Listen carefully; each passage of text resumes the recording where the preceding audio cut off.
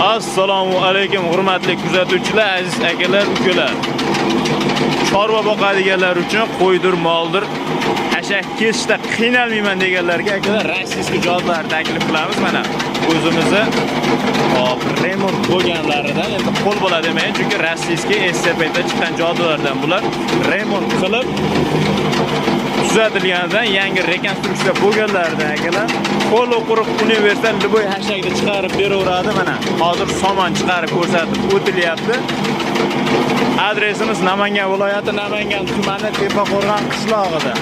Kerak bo'lganlar aloqaga chiqaverasizlar akalar.